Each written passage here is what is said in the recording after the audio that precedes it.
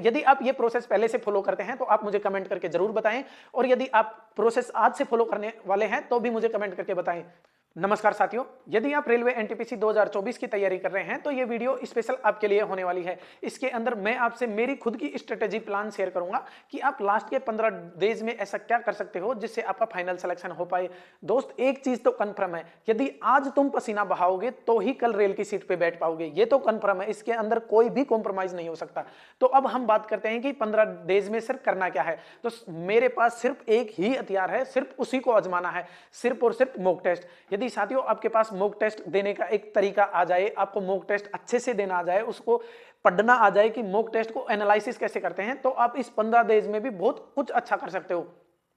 तो हम सबसे पहले तो मॉक टेस्ट सिर्फ और सिर्फ टेक्स्ट बुक का देना है। टेक्स्ट बुक के भी साथियों मॉक टेस्ट नहीं देने हैं, सिर्फ और सिर्फ प्रीवियस क्वेश्चंस के टेस्ट देने हैं। प्रीवियस क्वेश्चंस के आप 2 टेस्ट पर डे के लगा सकते हो, जिसके अंदर आपके प्रीवियस ईयर क्वेश्चन भी पढ़े हुए होंगे, आप बहुत से बुक्स से भी प्रीवियस ईयर क्वेश्चंस पढ़े हुए होंगे, तो आपका स्कोर भी अच्छा आएगा। लेकिन आपका स्कोर, सर उसके अंदर स्कोर क्या होना चाहिए, मैं साथियों स्कोर को नहीं मानता, कभी भी आपको रैंक देख के चलनी है कि मेरी रैंक क्या आ रही है, क्योंकि वो ही सभी सिलेक्टेड बंदे हैं जो आपको प्रीवियस ईयर टेस्ट वहां पे देने आए हैं।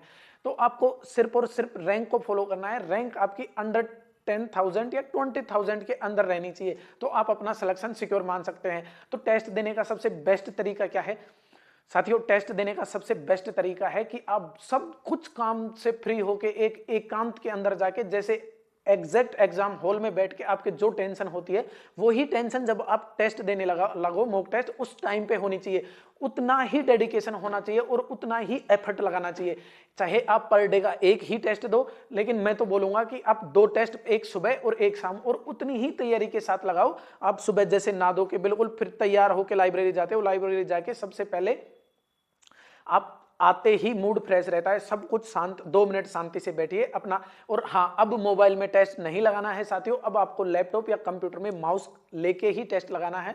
उसी से एक्चुअलिटी पता लगेगी कि मेरा टाइम कंज्यूमिंग कितना हो रहा है, किस में टाइम कंज्यूमिंग हो रहा है। तो यदि आपके पास पीसी कंप्यूटर नहीं है तो भी आप कैफे में जाके टेस्ट लगाएं, लेकिन मोबाइल पे टेस्ट लगाना बिल्कुल छोड़ दीजिए। अब आपको सिर्फ पीसी से टेस्ट लगाने हैं।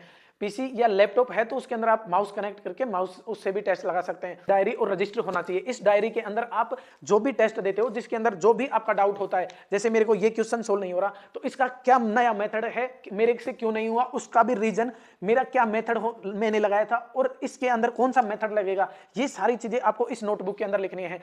जीके के अंदर कोई क्वेश्चन नहीं आया तो उसके की पॉइंट्स जो नीचे लिखे हुए हैं और एक्स्ट्रा भी कुछ उस क्वेश्चन से रिलेटेड गूगल करके आप इस रजिस्टर के अंदर लिख लीजिए।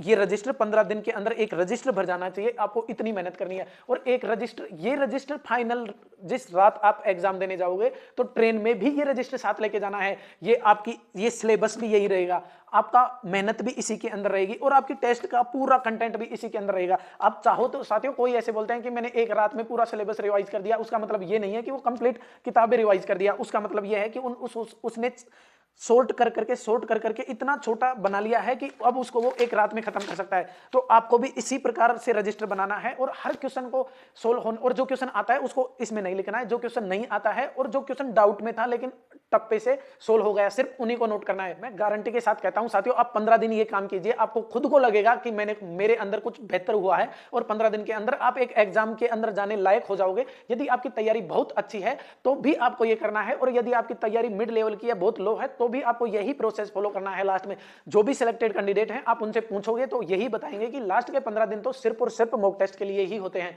तो आप मुझे, यदि आप ये प्रोसेस पहले से फॉलो करते हैं तो आप मुझे कमेंट करके जरूर बताएं,